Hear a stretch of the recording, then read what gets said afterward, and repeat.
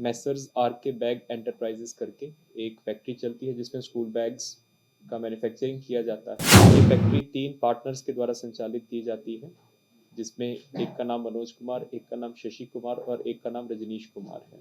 6 अज्ञात लोग उसकी फैक्ट्री से उठा के स्कॉर्पियो में उठा के ले गए हैं और उसके बाद 50 लाख रुपए की फिरौती मांगी जा रही है उसको रिलीज करवाने के लिए। हम लोगों को पता चला, स्कॉर्पियो का नंबर हम लोगों ने डेवलप किया और उसके बाद जो भी फैक्ट्री के अंदर लोग आए थे, जो बाकी स्थानीय वहाँ पे एम्प्लॉयज काम कर रहे थे, उनसे हुलिया वगैरह का पता किया गया।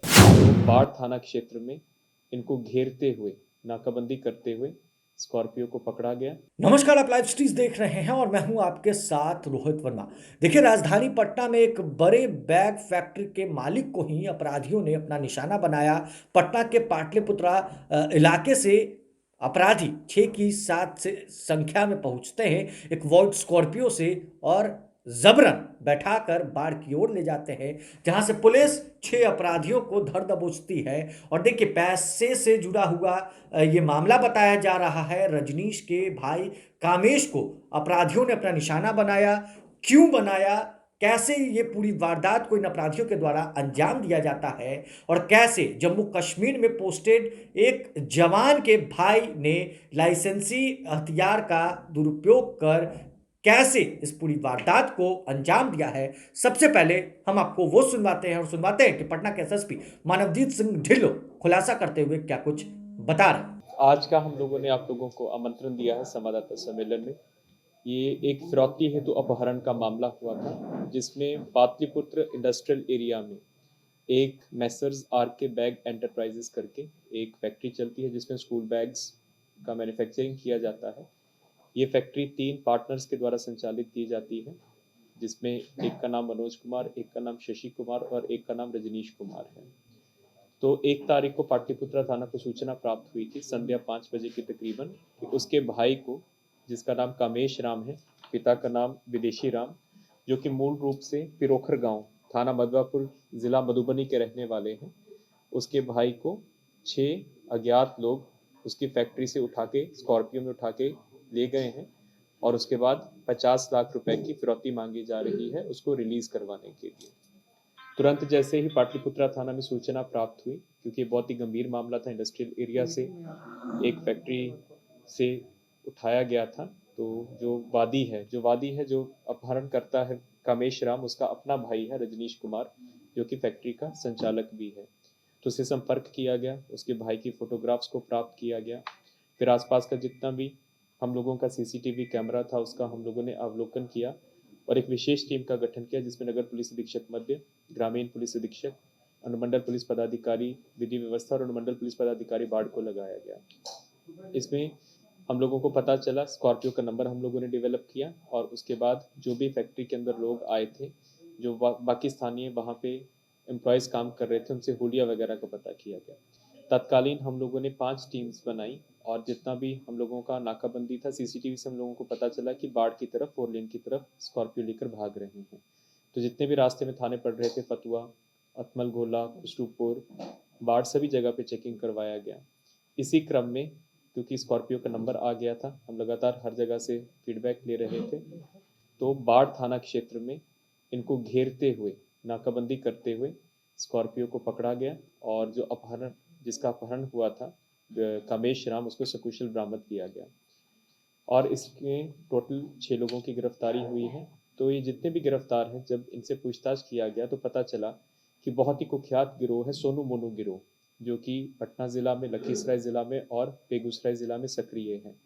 ये 2 भाइयों का गिरोह है, जो कि पहले भी बहुत से अपहरण के केसेस में जेल जा चुके हैं, हत्या के केसेस में जेल जा चुके हैं, लूट और डकैती के केसेस में जेल जा चुके हैं। ये ऑन द स्पॉट टोटल 5 लोगों की गिरफ्तारी हुई और एक गिरफ्तारी हुई जो मेन षड्यंत्र करता था, परशुराम सिंह। इस पूरे प्रकरण में 6 लोगों की गिरफ्तारी हुई है। जो गिरफ्तार अभियुक्त हैं उनका नाम है परशुराम कुमार, ये भी मूल रूप से बाढ़ क्षेत्र का ही रहने वाला है, पकवा गांव का रहने वाला है। सोनू कुमार, जो कि सोनू मोनू जो ग्रुप है उसका मेन जो अपराधकर्मी है, चंदन कुमार, बबलू कुमार, शुभम राज और सौरभ कुमार। जो सोनू है ये सबसे कुख्यात है। इसमें ये टोटल 7 केसेस में पहले जेल जा चुका है, जिसमें बहुत ही चर्चित केस था। बाढ़ कोर्ट में 2017 में फायरिंग हुआ था, जिसमें गुड्डू सिंह नाम की व्यक्ति की हत्या हुई थी। बाढ़ कोर्ट परिसर के अंदर ही AK-47 से उसको गोलियों से भुना गया था, उसमें ये जेल गया है। उसके बाद बेगूसराय जिला के तेगड़ा प्रखंड में जो प्रोग्राम पदाधिकारी थे मनरेगा, श्री नवीन कुमार निश्चल, उसका इसने अपहरण किया था। एक सरकारी पदाधिकारी का अपहरण किया था और फिरौती की मांग की गई थी। उसको इस गिरोह के चंगुल से छुड़वाया गया था। इसके अलावा लखीसराय जिला के, बेगूसराय जिला के, रेल पटना जिला के और पटना के विभिन्न 7 केसेस में अभियुक्त रहा है।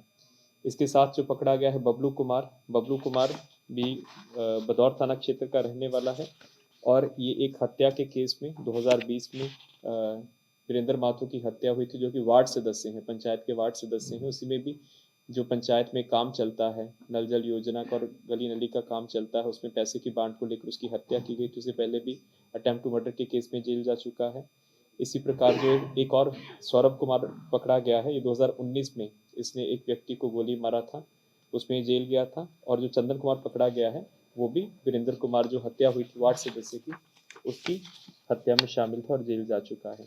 इसके अलावा गाड़ी का ड्राइवर शुभम राज भी पकड़ा गया है और जिसने अपहरण कराया था 50 लाख रुपए के लिए, परशुराम कुमार, वो पकड़ा गया है। इनसे एक लाइसेंसी रिवॉल्वर बरामद हुआ है और 2 जिंदा गोली बरामद हुआ है और जो व्हाइट स्कॉर्पियो जिससे अपहरण किया गया था वो भी बरामद हो गई है। जो लाइसेंसी रिवॉल्वर है, ये जो अभियुक्त है बबलू कुमार, उसका अपना भाई मुन्ना सिंह आर्मी में है और जम्मू कश्मीर में काम करता है और वहीं से भी ऑल इंडिया लाइसेंस, शोपियान जिला पड़ता है कश्मीर घाटी में, वहाँ से इसने लाइसेंस बनवाया था, लेकिन उसका दुरुपयोग हो रहा था और वो अपने पास नहीं रखते हुए अपनी, क्योंकि स्वेच्छा उसको अपनी आत्मरक्षा के लिए रखना, तो उसने अपने भाई को दे रखा था।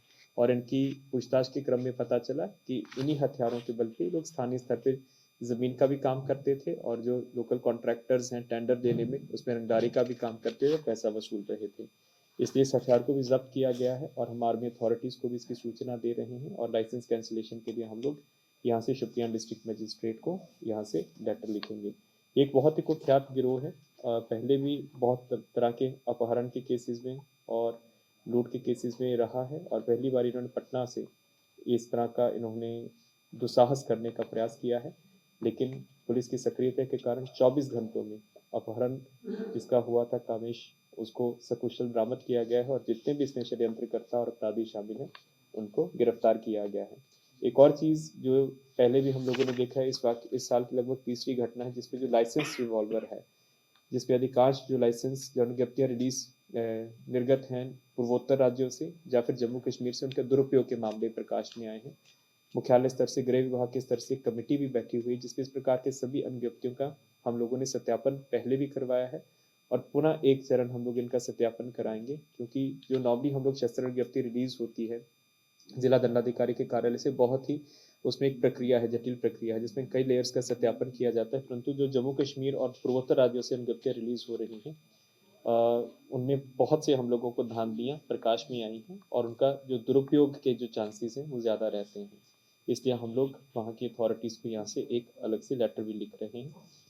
इन सभी को पाटलिपुत्रा थाना से आज जेल भेजा जा रहा है और जो आर्म्स एक्ट का इनके ऊपर केस हुआ है, क्योंकि इनकी गिरफ्तारी बाढ़ थाना क्षेत्र में हुई, उसके बाद में इनको रिमांड किया जाएगा। कॉन्स्पिरेसी किसने रची थी? इसके भाई ने? जो, हाँ, इसका भाई नहीं, भाई तो इसका वादी है। जो भाई है इनका बेसिकली जो परशुराम सिंह करके एक आदमी है, जो परशुराम सिंह की पूछताछ की गई है तो उसने बताया कि जो ये फैक्ट्री चलाता था, पहले फैक्ट्री कंकड़बाग थाना क्षेत्र में चलाता था, तो उसमें उसने सूद के नाम पे काफ़ी पैसा इनको दे के रखा हुआ था। इसका कहना कि मैंने सारा पैसा वापस लौटा दिया था, उनका कहना है कि मूल वापस लौटाया था, जो उसमें सूद था वो वापस नहीं लौटाया था। उसको लेकर लोगों का आपस में विवाद भी था। लेकिन यदि विवाद है तो आप लोग पुलिस में आके FIR कर सकते हैं, कोर्ट के माध्यम से आप अपना रिड्रेसल करवा सकते हैं। परंतु क्योंकि ये इतने कुख्यात थे, पहले भी मर्डर के केसेस में रहे हुए हैं, इन्हीं लोगों को उसने हायर किया और उसका अपहरण करवाया। हायर कितने में किया भाई? टोटल 50 लाख की फिरौती थी जिसमें इन लोगों को तकरीबन 15 लाख रुपया मिला था। और उसका रकम कितना बकाया है? ड्यूज कितना था? जो परशुराम है, परशुराम का कहना है कि टोटल 11 लाख रुपया उसका बकाया था, 11 लाख, जिसका भी सत्यापन करवाया जा रहा है। 11 लाख के लिए 50 लाख की फिरौती।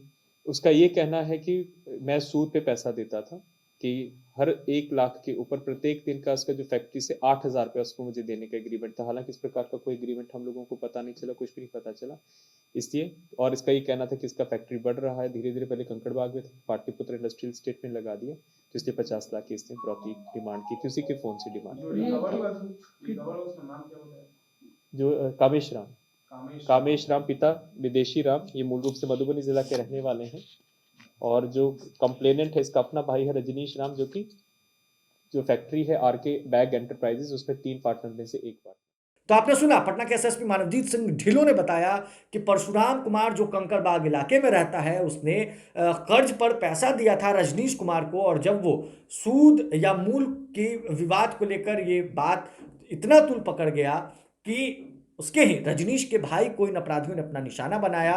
परशुराम के कहने पर और 50 लाख रुपए की फिरौती मांगी जाती है इन अपहरण किए गए जो व्यक्ति हैं उनके परिवार वालों से, और जिसके बाद भागे भागे रजनीश जिनके भाई की अपहरण होती है वो पहुंचते हैं पाटलिपुत्रा थाने में, एफआईआर दर्ज होता है, जिसके बाद पटना पुलिस पटना से लेकर बाढ़ तक नाकाबंदी करती है, और नाकाबंदी कर किस तरह से दबोचती है ये तो पटना के एसएसपी मानवजीत सिंह ढिल्लों ने खुद बता दिया है। अब कहीं ना कहीं पटना पुलिस को एक बड़ी सफलता मिली है और 6 कुख्यात अपराधी पटना पुलिस की गिरफ्त में आ गए। बहरहाल इस खबर को बस इतना ही। अगर आप हमारे सब वीडियो को हमारे यूट्यूब चैनल पर देख रहे हैं, चैनल को सब्सक्राइब कर ले, साथ ही साथ हमारे फेसबुक पेज को फॉलो करना बिल्कुल भी ना भूलें। धन्यवाद।